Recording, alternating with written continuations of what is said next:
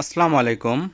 Hello SSC শিক্ষার্থী বন্ধুরা, এসএসসির পুনর্নিরীক্ষণের ফল প্রকাশের তারিখ জানা গেল। তো শিক্ষার্থী বন্ধুরা, এর আগে অনেক তারিখ ঘোষণা হয়েছে বিভিন্ন শিক্ষা মন্ত্রণালয় থেকে, কিন্তু এখন ক্লিয়ারলি তারা বলে দিয়েছে যে তোমাদের এসএসসির পুনর্নিরীক্ষণের ফল এর তারিখ কবে। তো শিক্ষার্থী বন্ধুরা, ভিডিওটি শুরু করা যাক। তার আগে একটা কথা বলিনি, তোমরা যারা আমার চ্যানেলে নতুন অবশ্যই চ্যানেলটিকে সাবস্ক্রাইব করে পাশে থাকবে এবং তোমাদের যত প্রকার ইনফরমেটিভ ভিডিও আমার এই চ্যানেলে পাবে। তো শিক্ষার্থী বন্ধুরা, ভিডিওটি শুরু করা যাক। তোমাদের এখানে বলা হয়েছে যে চলতি বছরের এসএসসি ও সমমান পরীক্ষার পুনর্নিরীক্ষণের ফল প্রকাশের তারিখ চূড়ান্ত করা হয়েছে।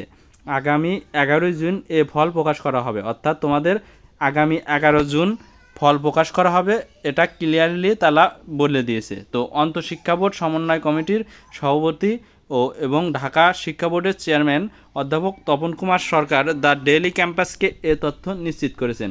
অর্থাৎ ডেইলি ক্যাম্পাসকে এ তথ্য জানিয়েছেন যে তাদের ফল 11 জুন প্রকাশ হবে।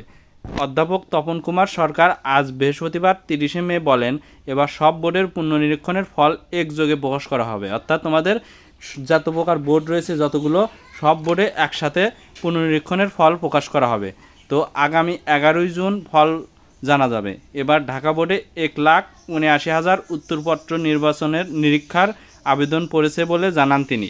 অর্থাৎ তোমাদের ঢাকা বোর্ডে 1,79,000 উত্তরপত্র গ্রহণ হয়েছে। তারপর রয়েছে তোমাদের গত 12 মে চলতি বছরের এসএসসি সমমান পরীক্ষার ফল প্রকাশ করা হয়। অর্থাৎ তোমাদের 12 মে ফল প্রকাশ করা হয়েছিল, সেটা বলা হয়েছে। এবছর 9টি সাধারণ মাদ্রাসা ও কারিগরি বোর্ডে গড় পাশের হার 83.04%। অর্থাৎ তোমাদের 83.04% পাশের হার। প্রতিবারের মতো এবারও প্রকাশিত ফলাফলে আরও কাঙ্ক্ষিত ফল না এলে পুনর্নিরীক্ষণ আবেদন বা খাতা চ্যালেঞ্জ করার সুযোগ দেওয়া হয়। ফল পুনর্নিরীক্ষণের আবেদন ফি নির্ধারণ করা হয় প্রতি পত্রের জন্য 125 টাকা। গত 12 মে মাধ্যমিক উচ্চ মাধ্যমিক শিক্ষা বোর্ডের বিজ্ঞপ্তি অনুযায়ী ফল পুনর্নিরীক্ষণের আবেদন 13 মে থেকে শুরু হয়ে চলে 19 মে পর্যন্ত। পুনর্নিরীক্ষণের সময় বাড়ানো হবে না বলেও তখন জানানো হয়েছিল। তো শিক্ষার্থী বন্ধুরা, আশা করি ভিডিওটি বুঝতে পেরেছো। অবশ্যই চ্যানেলটিকে সাবস্ক্রাইব করে পাশে থাকবে এবং ভিডিওটি ভালো লাগলে অবশ্যই লাইক দিবে।